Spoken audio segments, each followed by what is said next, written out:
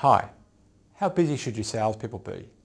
How many meetings should they have every week? More than they're doing at the moment and less than you think. Let me explain why.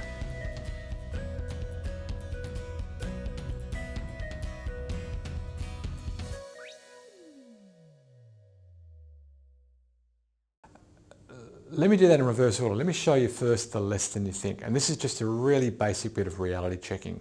Now, you might live in a different country to me, and so your jurisdiction and your holidays are different, but here's the very, very, very basic math. Let's start. 260 days in a year that aren't a aren't a Saturday or a Sunday. 260 days. Now, you have to take off probably about 20 days for annual leave, and in Australia we have 13 days for public holidays. You might live in a jurisdiction that has more or less, but I'm going to go with 13. And in terms of sick days, again, our jurisdiction requires us to give 10 days of sick leave. Let's say an average of 7. Why that? Because that keeps the math simple. I can drop down from 260, I'm down to 240 because I took 20 off for holidays, another 20 off for public holidays and sick days, down to 220. And let's take 10 days off for training and conferences and networking, and another 10 days off for other, some weird thing that I can't think of at the moment. That gets us down to 200. My point isn't the science, but my point is that out of 260 days in the year, there's actually only 200. Why is that important? Because when I ask anybody, how many meetings can your salespeople conduct in a given week, what they'll give me is a number that's wrong at 2 levels. Firstly, it'll be burst, meaning if they were going really productively, they could probably handle X in a week. But could they do that week in, week out? Almost never. So come back from burst. Think about your best week, that's burst, and think about your worst week.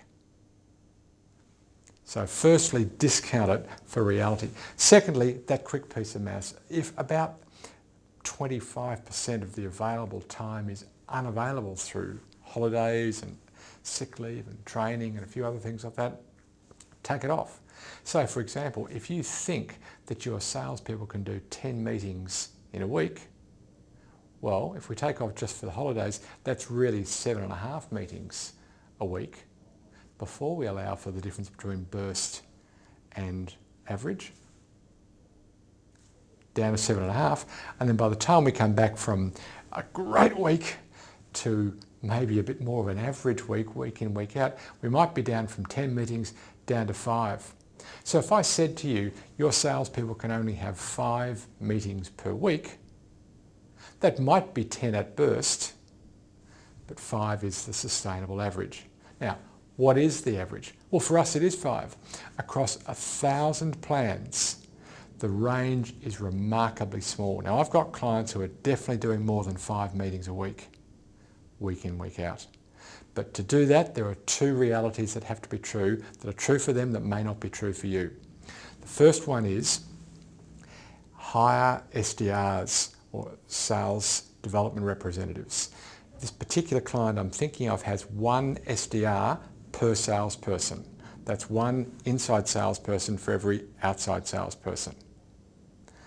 And secondly, you need to have a really simple meeting structure that doesn't require a huge amount of planning for it. There's no point going to a meeting that you've earned, prepared for, you have to then conduct, and then you have to follow it up if you're not properly prepared.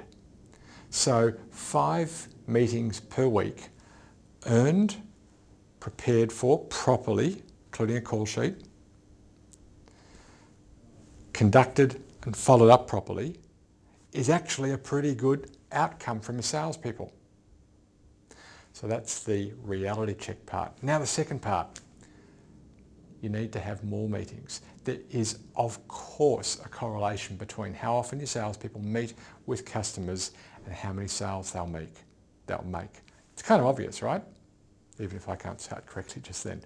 It's obvious that there's a link between the number of meetings face-to-face or over the web, whatever method your meetings are conducted. The more of those that your salespeople have, the more successful they'll be. So there are 2 things that you can do. I've already mentioned one of them, hire SDRs. The genie's out of the bottle. Everybody knows that there is a great payback from hiring inside sales or SDRs, sales development reps. Secondly, expect your marketing to go further down the pipe, further down the funnel.